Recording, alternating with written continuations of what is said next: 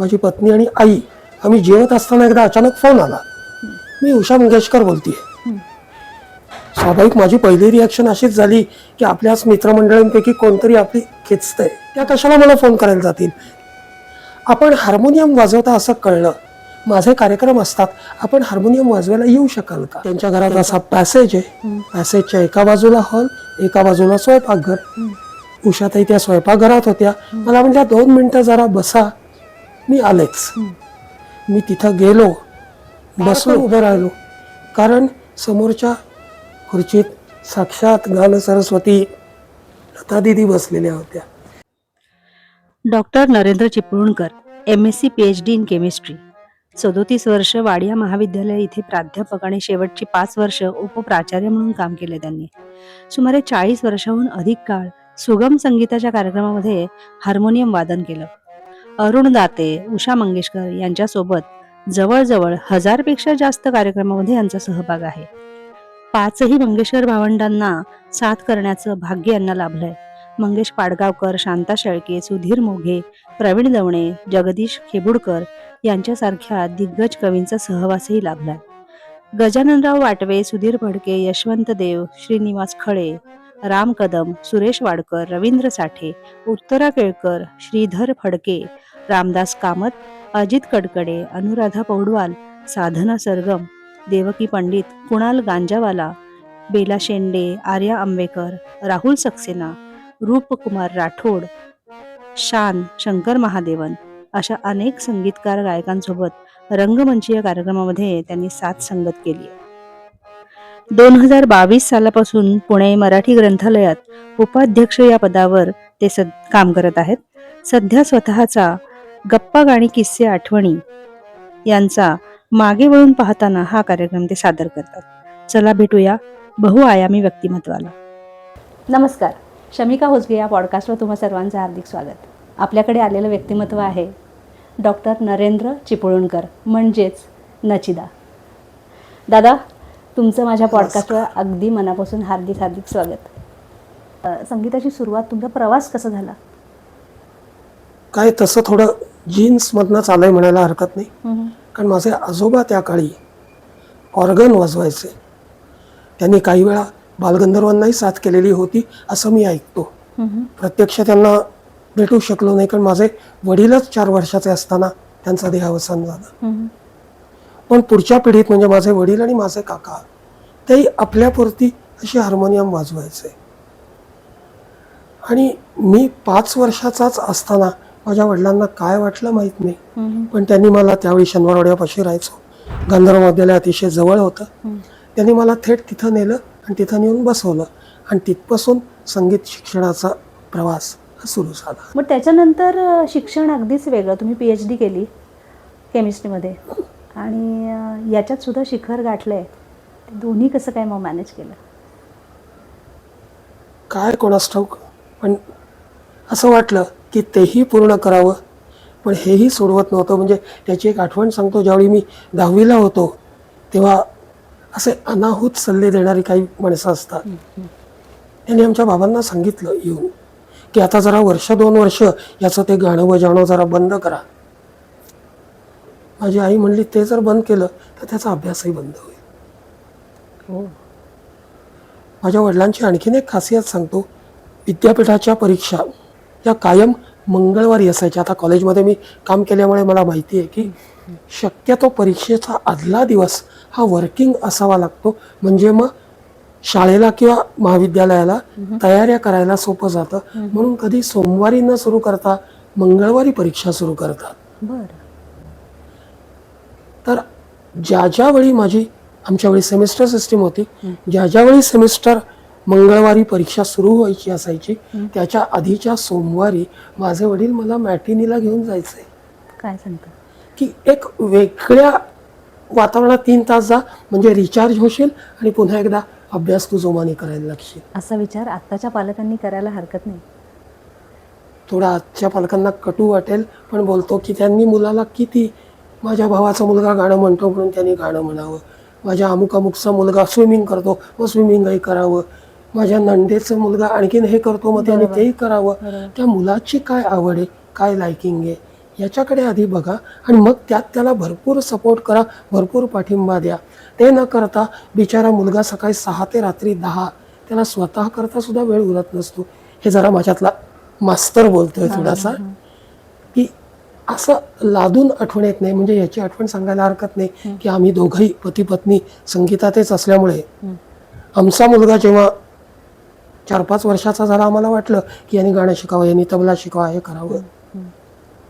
पण असं लक्षात आलं की नाहीये त्याचा तिकडे कल दिसत नाहीये. मग आम्ही अट्टहास नाही केला. ठीक आहे बाबा, तुला जर ते नसेल आवडत नको करूस. शालेय जीवनात त्याचा स्पोर्ट्सकडे खूप कल वाढला आणि तो 10वी होता होता कधीतरी त्यांनी सहज विचारलं, बाबा मला गिटार शिकावंसं वाटतंय. माझा मित्र अनिल सुखापुरे त्याच्याकडे त्याला घेऊन गेलो. 2-3 महिने साधारण तो शिकला असेल. पण त्या 2-3 महिन्यांच्या जोरावर त्यांनी खूप चांगली गिटार आणि गाण्यात सुद्धा प्रगती केली आहे. अरे वा. यूट्यूब पाहिलं तर त्यांनी बरेचसे स्वतःचे सुद्धा व्हिडिओज टाकले. ते आता जीन्समध्येच होतं. पण त्याचं प्रायोरिटीमध्ये ते नव्हतं. प्रायोरिटीमध्ये तो IT मध्ये आहे, नोकरीला आहे, ते पहिली प्रायोरिटी. तो फुटबॉल उत्तम खेळतो, ती त्याची दुसरी प्रायोरिटी. कारण उषा मंगेशकरांनी एकदा त्याचं वादन ऐकल्यावर त्याला विचारलं होतं की मी कधी बोलवलं तर माझ्या कार्यक्रमात येशील का वाजवायला. त्यांनी नम्रपणे सांगितलं की नाही, माझी ती प्रायोरिटी नाही आहे. मी संध्याकाळी फक्त दिवसभराच्या कामानंतर माझ्यापुरतं वाजवतो, तेवढंच कुठेतरी रेकॉर्ड करतो, एवढीच माझी त्यामधली प्रायोरिटी आहे. पण तोही अतिशय छान गिटार वाजवतो आणि छान गातो. नचिता, गांधर्व महाविद्यालयामध्ये मग किती वर्ष तुमचं वादन सुरू आहे? म्हणजे मी 67 साली प्रवेश घेतल्यापासून ते आज तागायत मी गांधर्व महाविद्यालयाचाच विद्यार्थी आहे. फक्त एक झालं, मनोहरपंत दापक्यांनी ज्यावेळी मी तिथं मध्यमा परीक्षा पूर्ण केली, मुळात मनोहरपंत दापके हे गायक, त्यामुळे त्यांनी अतिशय मोकळेपणी मला सांगितलं की आता या पुढचं शिक्षण घेण्याकरता तू आणखीन कुठल्या तरी वरच्या गुरूंकडे जा. त्यामुळे त्यानंतर मी गुलाम रसूल खासावांकडे जवळजवळ 5 वर्ष शिकलो, तबला शिकलो. आणि त्या दरम्यान एक भाग्य मोठं होतं की अभिषेकी बुवा मुंबईतून पुण्यात शिफ्ट झाले होते. त्यांचा माझ्या आईशी परिचय झाला. आई बोलताना बोलली की माझा मुलगा तबला वाजवतो, अरे द्या पाठवून त्याला. आणि मग ते जेव्हा जेव्हा रियाजाला बसायचे तेव्हा मी त्याच्याबरोबर ठेका धरून बसायचो. असं अनेक वर्ष ते भाग्य मिळालं. त्यामुळे तेही सगळं कळलं. तसंच गांधर्व महाविद्यालयात सुद्धा एक कौटुंबिक वातावरण जास्त होतं की बाबा फी भरली आहे, अमुक ते अमुक क्लास तो झाला की बस आता तुम्ही बाहेर जा, असं नव्हतं. त्यामुळे स्वतः तबला वाजवायचा, त्याचबरोबर इतर गाणं शिकणारे जे कोण विद्यार्थी असतील ते गायला बसले की जाऊन ठेका धरून बसायचा. म्हणजे त्याचा तर परिणाम पुढे असा झाला की माझे गुरु दापके गुरुजी मला असं म्हणले की तुला चांगला तबला येण्याकरता तू गाणं शिक, मैफिली नको करूस, पण नुसतं मला गाणं कळतं असं नाही, तर मला थोडंसं गाता येतं इतकं गाणं तू शिक. आता त्यावेळची आर्थिक परिस्थिती अशी नव्हती की 2 क्लासचे पैसे द्यायचे. पण विनायक बुवांचेच शिष्य थोर गुरु पिंपळखरे गुरुजी त्यांनी झटक्यात सोडवलं, तू माझ्याकडे ये, मी अनेक मुलींना शिकवतो, त्यावेळी तू ठेका धरून बस आणि त्यानंतर जी मुलांची बॅच आहे त्यात शिकायला बस. तुझ्या वाजवणं हीच तुझी मला मिळालेली फी. माझ्या विद्यार्थिनींना तू साथ करतोस तीच मला फी मिळाली. असं जवळजवळ 2 वर्ष मी पिंपळखरे गुरुजींच्या समोर बसून गाणंही शिकलो आणि त्यांच्या विद्यार्थिनींना साथ संगतही केली. आणि मग हे तबल्याचं तुम्ही सांगताय की पहिलं प्रेम तुमचं म्हणजे तबल्यावरच होतं. मग संवादिनीशी कसं काय सूर जुळले तुमचे? साधारण 75-76 सालाच्या सुमाराला गांधर्व महाविद्यालयातले आम्ही एक समवयस्क समविचारी असा एक कंपू बनला होता. आम्हाला छोट्या छोट्या सुपाऱ्या यायच्या, म्हणजे सांगायला हरकत नाही, गणपतीच्या 10 दिवसात कार्यक्रम करून आम्हाला इतकी विदागी मिळायची की आम्ही एकदा शनिवारवाड्यावर भेळ खायला जाऊ शकायचो. पण तो आनंद होता. त्यामध्ये आम्ही शास्त्रीय संगीत थोडा वेळ सादर करायचो आणि त्यानंतर सुगम संगीतही सादर करायचो. आणि गांधर्व विद्यालयात तबला शिकत असतानाच हळूच थोडी थोडी पेटी वाजवून बघा अशी सुरुवात झाली होती. जसं आमचे हे कार्यक्रम सुरू झाले तसं मग प्रमोद मराठे त्यामध्ये होताच. संपूर्ण शास्त्रीय संगीताला साथसंगत तो करायचा, स्वतःचं स्वतंत्र एकल वादन करायचा आणि जसं आमचा लाईट म्युझिकचा सुरू व्हायचा, आता तू वाजव, असं ते पेटीवर वाजवायला लागलो होतो. तरीही तसं प्रेम तबल्यावरच होतं. ज्यावेळी मी साधारण MSc झालो त्या काळात पुण्यातल्या सुनीती केळकर नावाच्या गायिका होत्या. त्या BA म्युझिक करत होत्या. त्या मला रियाजाला बसल्या की तबल्याला बोलवायच्या. त्या स्वतः स्वरानंद संस्थेत गात होत्या. बर. आणि स्वरानंद संस्थेला हार्मोनियम वादक हवा होता. तर त्या म्हणल्या की अहो माझ्याकडे तो मुलगा तबला वाजवायला येतो पण तो पेटीसुद्धा वाजवतो, बघा त्याचं ऐकून बघा. त्याप्रमाणे माझी अगदी छानपैकी ऑडिशन घेतली गेली की मी पेटीवर नक्की काय वाजवतो, कसं वाजवतो. आणि त्यानंतर स्वरानंदाने मला 1985 साली 17 ऑक्टोबरला टिळक स्मारक मंदिरात पहिला कार्यक्रम मी मंतरलेल्या चैत्रवनाचा वाजवला. तरी अर्थात मनात हेच होतं की हे यांचे काय कार्यक्रम वाजवायचे ते वाजवून टाकू, आपला आपला तबला छान आहे. त्यानंतर मी PhD करायला जॉईन झालो. त्यामुळे नाही म्हटलं तरी थोडंसं नोकरी करून शिवाय PhD, मी जर कॉलेजमध्ये सिनियर कॉलेजला असतो तर मला त्याकरताची रजा मिळाली असती. पण मी ज्युनियर कॉलेजला असल्यामुळे मला कॉलेजचं सगळं काम करून शिवाय PhDचं काम करायचं होतं. त्यामुळे फक्त स्वतः घरी थोडासा रियाज करणं इतपतच संगीताशी संबंध राहिला. पण PhD होता होता त्याचं काम थोडंसं आटोक्यात आलं आणि गजाननराव वाटव्यांनी एक कार्यक्रम बसवायला घेतला होता. रमण रणदिव्यांच्या कवितांना वाटव्यांनी आणि गिरीश जोशी म्हणून एक दुसरे संगीतकार आहेत त्यांनी चाली लावल्या त्या. आणि त्यावेळच्या पद्धतीप्रमाणे आमची महिनाभर तालीम झाली त्याची. हार्मोनियम वाजवलं आणि वाटव्यांकडनं मला सुगम संगीताची खऱ्या अर्थाने दृष्टी मिळाली. त्याआधी मला फक्त पेटी वाजवता येत होती, पण सुगम संगीतातले काही बारकावे जे असे शब्दात नाही सांगता येणार, पण अशा काही गोष्टी असतात की त्या सुगम संगीतात आवश्यक असतात, त्या मला वाटव्यांकडनं कळल्या. आणि तो कार्यक्रम होता होताच यशवंत देवांनी एक कार्यक्रम स्वरानंद संस्थेकरताच बसवायला घेतला. त्याचं त्यांनी असं प्रमाण ठेवलं होतं की 60% त्यांची नवीन कंपोजिशन्स आणि 40% जी प्रसिद्ध आहेत ती. आणि त्याकरता स्वतः यशवंत देव 2 महिने पुण्यात तळ ठोकून होते. अशा अर्थाने प्रत्यक्ष समोर बसून शिकलो नसलो तरी या सुगम संगीतात हार्मोनियम वादनात गजाननराव वाटवे आणि यशवंत देव हे माझे गुरु आहेत. आणि PhD माझं पूर्ण झालं आणि त्याच काळी अरुण दात्यांच्याकडनं मला बोलवणं आलं. मग त्यावेळी मी थोडा विचार केला, अगदी व्यवहारी विचार केला की त्यावेळी सुगम संगीत क्षेत्रात तबला वाजवणारी 7-8 नावं होती. हार्मोनियम वादनाचे एखाद दुसरं नाव होतं.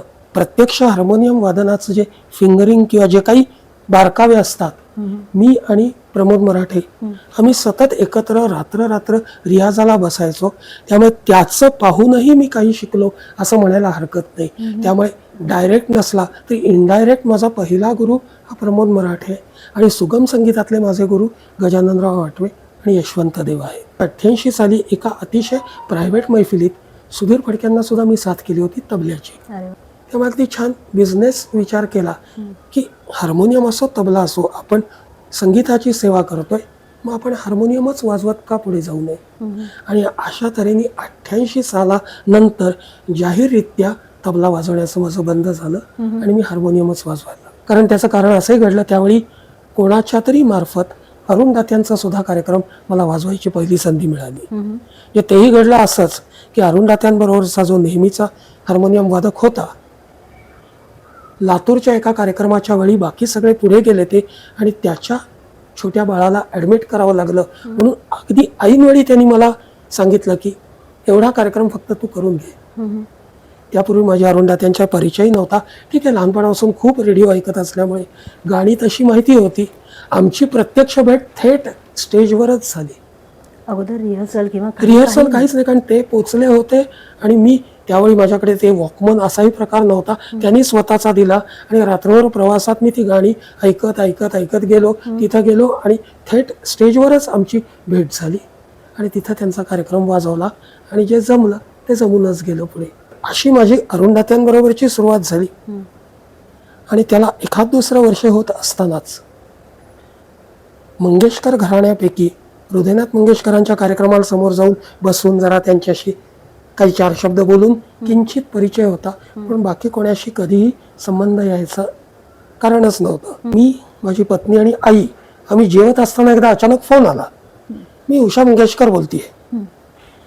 स्वाभाविक माझी पहिली रिॲक्शन अशीच झाली की आपल्याच मित्रमंडळींपैकी कोणतरी आपली खेचतंय. हां. त्या कशाला मला फोन करायला जातील? त्यापूर्वी आयुष्यात कधीही संबंध आलेले नाही, भेट झालेली नाही, त्या कशा काय बोलवतील? आपण हार्मोनियम वाजवता असं कळलं, माझे कार्यक्रम असतात, आपण हार्मोनियम वाजवायला येऊ शकाल का? अरे वा. या प्रश्नावरनं तर मला वाटलं नक्कीच आपले कोणतरी आपल्याला जरा खेचतायत आपली. मग म्हणले आमचं पुण्यातलं घर माहिती आहे ना? हो म्हणलं माहिती आहे. मग त्या तिथं तुम्ही संध्याकाळी आज येऊ शकाल का? म्हणलं आपल्याला तिथं जायला लावणार. अगदी बरं न जावं तरी पंचायत, खरंच जर त्यांचा फोन असेल तर न जावं तरी पंचायत. धाडस करून गेलो, बेल वाजवली, त्यांच्या सेविकेने दार उघडलं. मी सांगितलं मी नरेंद्र चिपळूणकर, आणि ठरवून गेलो होतो की त्यावर सांगायचं नाही नाही असा असा फोन आला म्हणून आलो होतो, पण तेवढ्यात आतनं उषा मंगेशकरांचाच आवाज आला. हो हो त्यांना मीच बोलवलंय, बसायला सांग त्यांना. मग जीव भांड्यात पडला की हा म्हणजे खरंच यांनी बोलवलंय. योगायोग तो दिवस 29 डिसेंबरचा म्हणजे पूजनीय दीनानाथांच्या जयंतीचा होता. त्यांच्या घरात असा पॅसेज आहे, पॅसेजच्या एका बाजूला हॉल, एका बाजूला स्वयंपाकघर. उषाताई त्या स्वयंपाकघरात होत्या. मला म्हटल्या 2 मिनिटं जरा बसा, मी आलेच. मी तिथं गेलो, बसलो आणि ताडकन उभं राहिलो, कारण समोरच्या खुर्चीत साक्षात गान सरस्वती लता दिदी बसलेल्या होत्या, जे मी अपेक्षितच धरलेलं नव्हतं.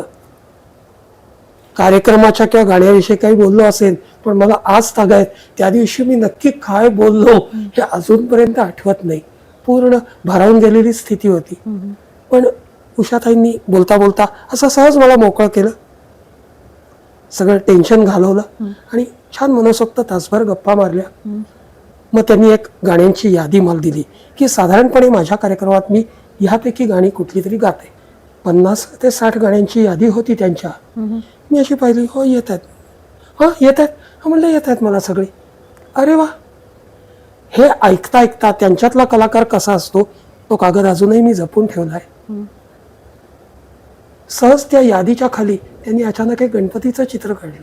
म्हणजे त्यांच्यातला तो चित्रकार कलाकार जो आहे तोही सदैव जागृत असतो. ती यादी मला देता देता कोपऱ्यात एक चित्र काढून ते मला दिलं त्यांनी. बर. आणि मग ती घेऊन मी आलो. मग काही दिवसांनी जाऊन रिहर्सलला सुरुवात झाली आणि उषा मंगेशकरांबरोबरचा सुद्धा सांगीतिक प्रवास सुरू झाला. अरुण दात्यांचे, उषा मंगेशकरांचे आणि मग इतर कोण कोण कसे बोलवत होते तेही वाजवत गेलो. तुमच्या बाबतीत मी तुमचे अनेक प्रोग्राम अटेंड केलेले आहेत. एखादा वादक वाजवतो तेव्हा फक्त ऐकायचं असतं, पण तुमच्याकडे पाहायला सुद्धा तेवढंच आनंद मिळतो, समाधान मिळतो. तुमचे जेव्हा बोटं फिरतात हे फार मोठं आहे. ते कसं काय साध्य करता तुम्ही? आणि कुठलंही नोटेशन तुमच्या समोर नसतं. कसं झालं, माझ्या हार्मोनियम वादनाची सुरुवात हीच मुळी आपल्याला आवडलेलं गाणं वाजवून बघायचं. मग तुम्ही सा वाजवतोय, ग वाजवतोय, प वाजवतोय, याच्याशी गाणं जे मनात आतमध्ये गाणं चालू आहे ते सूर यातनं काढता आले की आपल्याला गाणं यायला लागलं. आणि काय देवाची माझ्यावर कृपा आहे मला माहीत नाही, हे अशी अनेक गाणी त्यांच्या शब्दांसगट, अनेक गाण्यांची मधली म्युझिक आणि अनेक कविता सुद्धा पाठ आहेत मला. म्हणजे त्याकरता मी कुठलेही वेगळे कष्ट घेत नाही, पण ते आपोआप सगळं पाठ होतं. त्यामुळे मी तशाच पद्धतीने कार्यक्रम वाजवत होतो. पण 1995 साली संगीतकार प्रभाकर जोगांबरोबर काम करायची वेळ आली. त्यांच्या पुण्यातल्या घरी रिहर्सलला गेलो होतो. ते म्हणले बघू तुमच्या कुठली कुठली गाणी आणली आहेत तुम्ही. म्हणलं म्हणजे नाही, कुठली नोटेशन्स तुम्हाला कुठली हवी आहेत, मी कुठली द्यायला. म्हणलं नाही भाऊ, मी सगळी मला येतात तीच वाजवतो. म्हणले नाही, चांगली गोष्ट आहे, पण समजा आत्ताच्या आत्ता मी एक गाणं कंपोज केलं, त्याचं म्युझिक बनवलं, मग ते तुम्हाला पाठ होणार केव्हा, त्यानंतर तुम्ही वाजवणार केव्हा? त्या तुमच्यासमोर जर कागद ठेवला तरी तुम्हाला वाजवता आलं पाहिजे. जसं तुम्हाला लक्षात राहून तुम्ही वाजवता ही चांगली गोष्ट आहे, पण एखादं अनोळखी गाणं त्याचा कागदावर नोटेशन लिहून समोर ठेवलं तरी तुम्हाला ते वाजवता आलं पाहिजे. त्यामुळे त्यांनी ते एक इन्स्पिरेशन दिलं आणि त्यापुढे 2-3 महिने मी वेगवेगळ्या या क्षेत्रातल्या तज्ज्ञांकडनं माहिती घेत मग नोटेशन कसं लिहायचं असतं, ते कसं वाजवायचं असतं, याचा खूप घोटून सराव केला. तरी पण मी सांगतो, पुण्यात अनेक मोठे वादक असे आहेत की फक्त कागद समोर ठेवला की ते लिलया वाजवतात. त्या दृष्टीने मी गमतीत स्वतःला संगीत निरक्षर म्हणतो. की मला एक तर वाचता येतं किंवा वाजवता येतं. वाचून वाजवायला थोडंसं कठीण जातं. अर्थात आता सरावानी तेही जमायला लागलेलं आहे, पण माझा कल हा शक्यतो जे बाय हार्ट आहे त्याच्याकडेच असतो. कारण असं आहे की मुळात हार्मोनियम वाद्याला बऱ्यापैकी लिमिटेशन्स आहेत. त्यामध्ये मींड येत नाही. ते हळू वाजलं त्रास होतो, ते खूप जोरात वाजलं तरीही त्रास होतो. काही वाद्य मुळातच अशी सुंदर असतात. म्हणजे मी एक शिवकुमारजी आणि हरिप्रसादजींबद्दलचा ऐकलेला किस्सा आहे की कुठेतरी गमतीत हरिप्रसादजी असं बोलले होते, असं मी कुठेतरी ऐकलंय, वाचलंय, खरं खोटं माहित नाही. शिवजींच्या वाद्याबद्दल ते बोलले, इनके साज ऐसा है अगर उस पे चूहे दौड़ जाए तो भी जो सुनाई देगा वो सुंदर ही होगा. आता हार्मोनियम मधनं एक्सप्रेशन्स निर्माण करणं हे तसं बऱ्यापैकी मुश्किल काम. भात्याचा हात कंट्रोलमध्ये आणि आपण कीज ज्या दाबतो त्या किती पूर्ण दाबायच्या, अर्ध्या दाबायच्या, कमी, एवढीच साधनांनी आपण त्याची एक्सप्रेशन्स आणायची असतात. त्यामुळे जर तो म्युझिक पीस किंवा ते गाणं बाय हार्ट असेल तर ह्या गोष्टींकडे लक्ष देता येतं. पण जर समोर कागद ठेवलाय तेवढंच वाजवायचंय, आपल्यालाच माहित नाही की कुठल्या ओळीत काय एक्सप्रेशन अपेक्षित आहे. म्हणून माझं पसंती गाणं पूर्ण लक्षात असणं आणि वाजवणं यालाच आहे. पण काळाची गरज म्हणून कधी कधी मी नोटेशन ठेवून सुद्धा आजकाल वाजवतो. अरुण दाते एकमेव माझ्या माहितीतले गायक असे आहेत की अख्ख्या आयुष्यभर त्यांनी फक्त आणि फक्त स्वतःचीच गाणी स्टेजवरनं गायली. त्यांना अनेकदा अनेक आग्रह झाले की हे पण गाणं घ्या, ते पण गाणं घ्या. त्यांनी ते कधीही म्हणलं नाही. फक्त ते तलत मेहमूदजींना स्वतःचे गुरु मानायचे म्हणून तलतजींच्या निधनानंतर त्यांचं एक गाणं ते आपल्या कार्यक्रमात म्हणायचे, श्रद्धांजली या स्वरूपात. तर ते नेहमी म्हणायचे गाणं ते होतं जलते है जिसके लिए. तर त्याचा जो एक पीस आहे त्या पीसमध्ये जर मला बाय हार्ट नसता, समोर ठेवलेलं नोटेशन जसंच्या तसं मी वाजवलं असतं तर कदाचित ते एक्सप्रेशन मी आणू शकलो नसतो. पण मला तो पाठ असल्यामुळे बघा,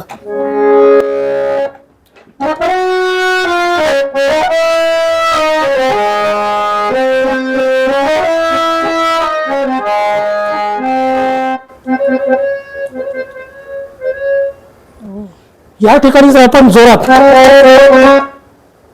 तर सगळं गेलं मुसळ केला. मी नोटेशन वाचवायला लागण्यामागे संगीतकार, मोठे संगीतकार प्रभाकर जोग यांचा वाटा आहे. असंख्य आयुष्यभर तुम्ही इतके प्रोग्राम केलेले आहेत, काही तुम्हाला पण असे गमतीशीर अनुभव आले असतील ना? खूप काही काही छान, या एक्सपेक्टेडच नसतं की असं काही घडून जाईल. पण आम्हाला आवडेल ऐकायला. आता एक सांगायला हरकत नाही, एक बासरी वादक आणि एक व्हायोलिन वादक शेजारी बसले ते कार्यक्रमात. रंगून जाऊन दोघंही वाजवत होते. त्या बासरी वादकाने अशी एक मोठी बासरी हातात धरली, ती वाजवत होता. व्हायोलिन वादकाचाही बो फिरत होता. आणि प्रत्यक्ष कार्यक्रम चालू असताना अचानक तो बो असा त्या बासरीच्या आत गेला आणि येताना बासरी घेऊनच आला. त्याच्या हातात बासरी उरली नाही आणि यांच्या व्हायोलिनवर बासरी आल्यामुळे व्हायोलिनही बंद पडलं. आणि त्या सेकंदात कोणी काहीच करू शकलं नाही. एकदा कार्यक्रमातलं स्टेज छोटं आहे असं मला वाटलं म्हणून त्यांना सांगितलं की एका बाजूला थोडीशी जोड काहीतरी लावा म्हणजे आम्ही माऊ. नेमकं त्या जोड जी लावली होती त्यावर मी आलो होतो. आणि तो कार्यक्रम आधी प्रत्येकाचे सत्कारण प्रत्येकाने जागेवर जाऊन बसायचं. म्हणजे एरवी कसं होतं, आधी आपण पोझिशन घेतो मग पडदा उघडतो, पण त्यात पडदा आधीपासून उघडा होता आणि एक एक जण आपापल्या जागेवर जाऊन बसत होते. मी सगळ्यात शेवटी बसलो आणि 2च मिनिटात लक्षात आलं की इतरांच्या मनाने मी खूप खाली, कळे ना असं का, तर त्यांनी जोड म्हणजे एकावर एक 2-3 गाद्या रचल्या होत्या. आणि जेव्हा मी बसलो तेव्हा कदाचित माझ्या या वजनामुळे मी गेलो खाली. आणि मग ते दिसायला इतकं विनोदी समोरून दिसत होतं. लोकांनी खूप एन्जॉय केलं. आणि मग माझी जरा त्रेधातृपीठ उठली की जरा उठायचं, पटकन उठायचं, मग काहीतरी असं. स्टेजवर खूप काही गमती होऊ शकतात. तसं स्टेजवर अचानक कुठलीही जबाबदारी अंगावर येऊन पडेल सांगता येत नाही. उषा मंगेशकरांचा नाशिकला एका मोठ्या मैदानात कार्यक्रम होता. हिंदी ऑर्केस्ट्रा होता, हिंदी गाण्यांचा कार्यक्रम होता. त्यामुळे त्यांच्याबरोबर जे सगळे वादक होते ते सगळे हिंदी ऑर्केस्ट्रा मधले गायक वादक होते. प्रेक्षकात सुद्धा अनेक मान्यवर होते. म्हणजे आम्हाला असं सांगण्यात आलं की प्रेक्षकात सलमान खान, गोविंदा अशी सुद्धा मंडळी आहेत. कार्यक्रम सुंदर झाला. फक्त एक चिठ्ठी आली की नाशिकमध्ये कार्यक्रम करताय तेव्हा शक्य झालं तर नेमजसीने तुम्ही सादर करा. सावरकरांचं मूळ गाव तिथलं असल्यामुळे उषा मंगेशकर अतिशय खुश झाले की अरे नक्की, जरूर. त्यांनी लगेच डिक्लेअर केलं की हो, आम्ही हे गाणं नक्की सादर करतो.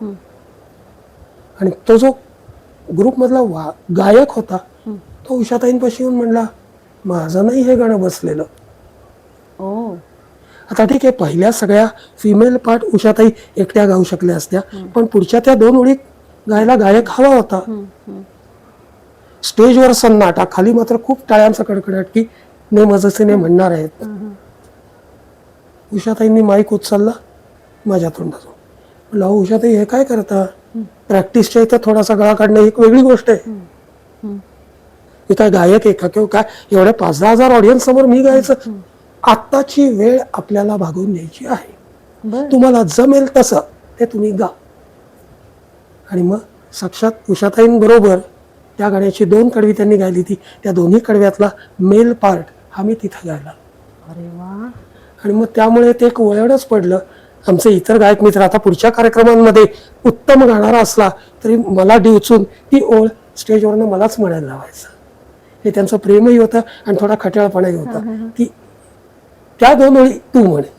असं मी त्यामुळे सगळ्यांना सांगतो, उगा मी इतर कोणाबरोबरही गात नाही. मी फक्त उषा मंगेशकरांबरोबर तरच गातो, नाहीतर मी तसं गात नाही.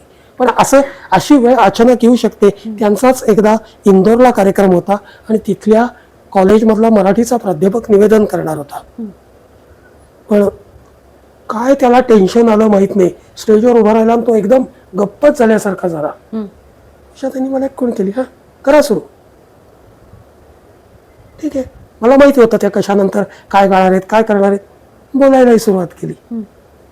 आणि मग त्यातनं पुढे उषाताई म्हणायच्या की एक हे त्यांचा मोठेपणा आहे, एक नची माझ्याबरोबर असले की मला चिंता नसते. ते गाऊनही घेतात, ते मध्ये बोलतात सुद्धा, सगळं करतात. अर्थात हा त्यांचा मोठेपणा आहे, कारण त्यांच्या एवढ्या योग्यतेच्या गायिकेला हजारो लोक तयार होतील त्यांच्याबरोबर वाजवायला, पण त्या मनापासून प्रेम करतात. नशिदा, बोलता बोलता आत्ता बोलला तुम्ही की पटकन उठवलं तर तुम्ही निवेदन पण करता. वादन आहे, गाताय पण, निवेदन पण करताय. हे कसं काय? म्हणजे निवेदन हा प्रांत टोटल वेगळा, तिथे कसं काय सुरुवात झाली मग? साधारणपणे कार्यक्रमात हार्मोनियम वादकाची जागा ही निवेदकाच्या शेजारी असते. आणि अनेक दिग्गज मोठमोठ्या निवेदकांबरोबर शेजारी बसून त्यांचं सगळं कुठेतरी टिपकागदासारखं आत कुठेतरी शोषलं गेलं आणि त्यामुळे कुठेतरी बोलायला सुरुवात झाली. पण हे जे काही निवेदन आहे याच्यावर अतिशय मोठे प्रचंड उपकार पुण्यातल्या किंवा मुंबईतल्या सगळ्या निवेदकांचे आहेत. आणि त्यामुळे मी तेवढंही पाळतो की कुठलीही गोष्ट सांगताना ही मुळात अरुण डोलकरांनी सांगितली ती, ही मुळात मिलिंद कुलकर्णींनी सांगितली ती, ही मुळात यांनी सांगितली ती, याचा मी आवर्जून उल्लेख करतो. कारण त्याचाही एक घडलेला छान गमतीशीर किस्सा आहे. एक घरगुती कार्यक्रम रवींद्र साठ्यांचा होता. एक गायिका बरोबर होती, तबला पेटी इतकंच सेटअप होता. आणि रवींद्र साठ्यांनी गाणं गायला सुरुवात केली, कुणाच्या खांद्यावर कोणाचे ओझे. आणि प्रेक्षकातल्या कोणीतरी शिट्टी वाजवली. घरगुती असल्यामुळे त्यांनी थांबवलं, विचारलं, अहो तुम्हाला या गाण्याला शिट्टी वाजवावी असं का वाटलं? तो श्रोताही बिचारा प्रामाणिक होता. त्यांनी प्रामाणिकपणे सांगितलं, अहो नाही, मग अशी तुमच्या त्या गायिकेने लावणी म्हणली ना तेव्हापासून ट्राय करत होतो, ती आत्ता वाजली म्हणे. आता हा घडलेला किस्सा या क्षेत्रात तसं छोटं असल्यामुळे आपोआप सगळीकडे पसरला गेला. आणि एका वेगळ्याच गायिकेच्या कार्यक्रमात मी वाजवायला होतो. तिने अगदी आवर्जून सांगितलं, आमचा कार्यक्रम चालू होता, मी अतिशय गंभीर गाणं म्हणताना कोणीतरी शिट्टी वाजवली.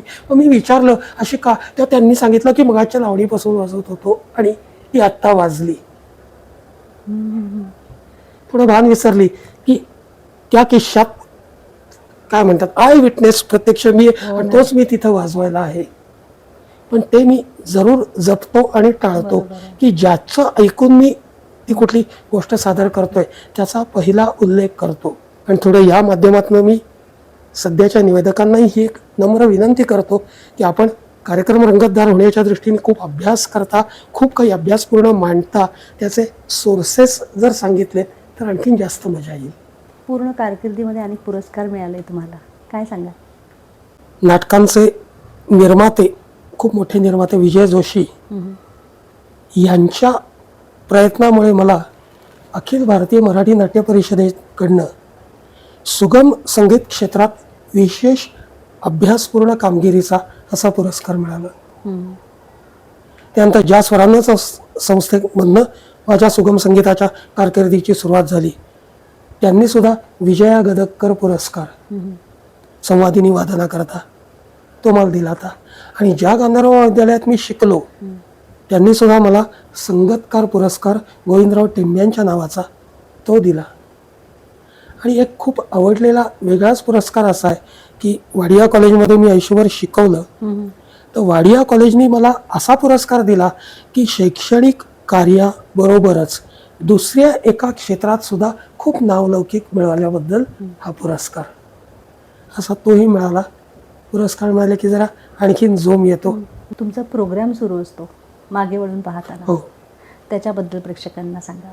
तरी वाटायला लागलं की आपण इतके वर्ष, जवळजवळ 35-40 वर्षापेक्षा जास्त काळ या क्षेत्रात आहोत आणि देवदयाने अनेक गोष्टी आपल्या लक्षात आहेत, पाठ आहेत. तर आता नवीन भाषेत की हे सगळं लोकांशी शेअर का करू नये, आपण बरोबर आपल्यापुरतं ठेवण्यापेक्षा आपण जरा ते सगळ्यांबरोबर वाटावं.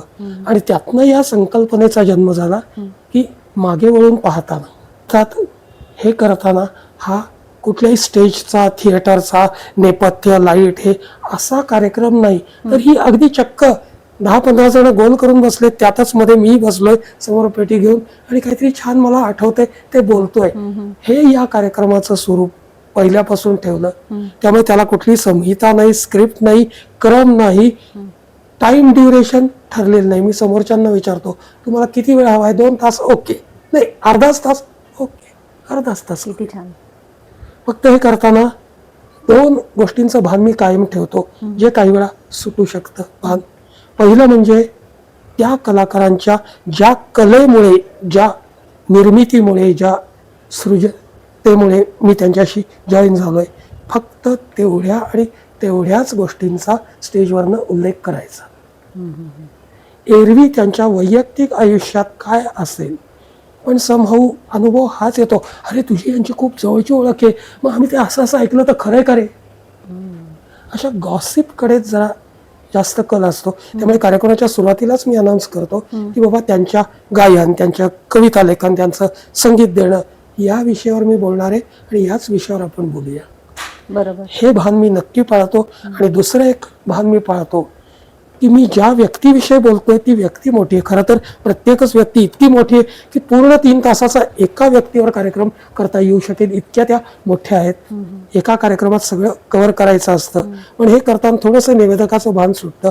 ती व्यक्ती मोठी, मी मी मी मी त्यात यायला नाही पाहिजे.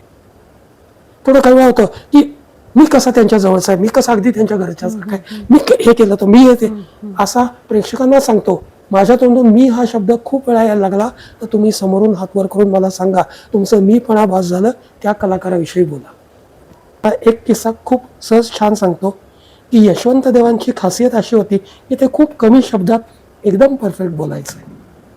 जेव्हा कामापुरता मामा करतात त्यांनी लता मंगेशकरांना गाणं शिकवलं, त्या चाल समजावली. त्यांचे मित्र जास्त एक्साइट झाले ते, अरे सांग सांग हे सगळं कसं, तू कसं जमवलं, तू कसं शिकवलं, त्या कशा शिकल्या, काय झालं, त्यांना किती वेळ लागला. यशवंत देव फक्त एक वाक्य बोलले, आपण आरशासमोर उभं राहिल्यावर आपलं प्रतिबिंब त्या आरशात दिसायला किती वेळ लागतो, त्याही पेक्षा कमी वेळात आपली चाल त्यांच्या गळ्यात बाहेर पडते आणि तीही जास्त सुंदर होऊन बाहेर पडते. कोणीतरी त्यांना विचारलं गझल, त्यांना उगाच काहीतरी फार जड व्याख्या करू नका. गझल म्हणजे काय, ज्या 2 ओळींनंतर वाह असं असतं ती गझल. ते एक छान उदाहरण द्यायचंय की त्यांनी तिला किंवा तिनं त्याला फुल दिलंय, आवडतं, त्याला काटे असले तरी आवडतं. याचं एक भावगीत, काट्या सहजे फुल दिले तू, ते माझं भारी आवडले.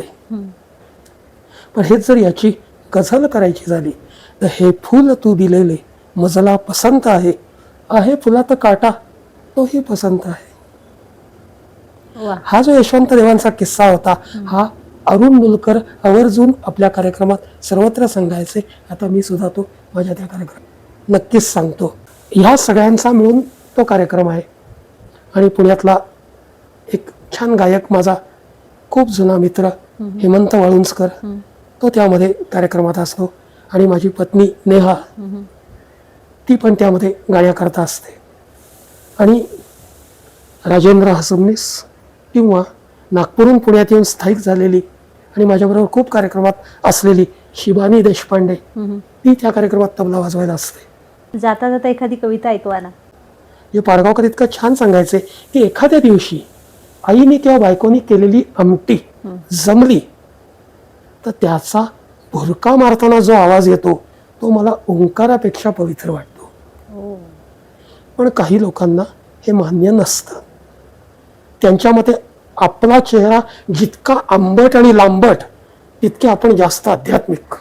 म्हणजे 8 दिवस तांब्या घेऊन गेलं नाही तर जो चेहरा होईल तो सगळ्यात जास्त आध्यात्मिक. पाडगावकर त्याला स्पिरिच्युअल कॉन्स्टिपेशन असंच म्हणायचे. अशा लोकांकरता पाडगावकरांनी हे बोलगाणं लिहिलंय की यांचं असं का होतं कळत नाही, यांना कळतं पण वळत नाही. आता निळं वेल्हाळ पाखरू आभाळात उडणार आणि रुपेरी वेलांटी घेत मासा पाण्यामध्ये बुडणार. पण याचं सुख कधी नसतंच यांच्यासाठी. यांच्यासाठी एकच कपाळावर आठी. चुकून सुद्धा यांची पापणी कधी ढळत नाही. यांचं असं का होतं कळत नाही. मोठ्याने हसा तुम्ही यांना नैतिक त्रास होतो. आणि वेलची खाल्ली त्यांना विस्कीचा वास येतो. यांचा दोषा चालू असतो अमकं मुळीच खाऊ नका, त्यांनी डोकं जडसं होतं, तमकं अजिबात पिऊ नका, त्यांनी नक्की पडसं होतं.